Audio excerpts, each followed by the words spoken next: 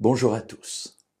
Jésus a utilisé de nombreuses paraboles, de nombreuses images pour expliquer ce qu'est le royaume de Dieu. Effectivement, nous ne l'avons jamais vu et c'est pour nous difficile de nous l'imaginer.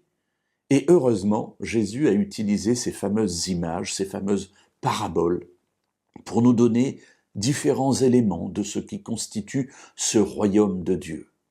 L'une d'entre elles se trouve dans l'Évangile selon Matthieu, au chapitre 13 et au verset 44.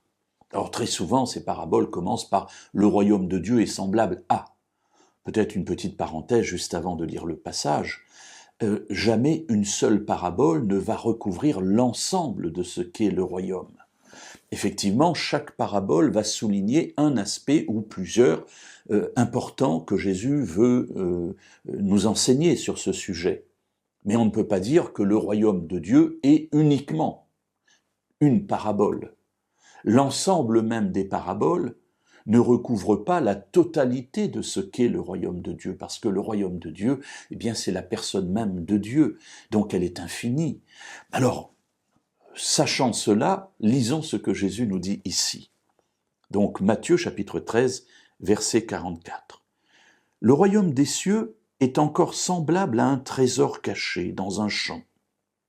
L'homme qui l'a trouvé le cache de nouveau, et dans sa joie, il va vendre tout ce qu'il a et achète ce champ. Alors plusieurs choses dans cette courte parabole. Tout d'abord, le royaume des cieux ou le royaume de Dieu est caché. Cela veut dire qu'il n'est pas accessible à tout le monde. Il n'est pas accessible, j'allais dire, a priori. Mais il est là, il faut le trouver. Et oui, mes amis, à l'heure actuelle, dans notre monde, qui est un monde de péché, eh bien, le royaume de Dieu n'est pas visible tout le temps, toujours, à tous instants, de manière facile. Oui, il se trouve parfois caché. Et puis voilà que cet homme le trouve.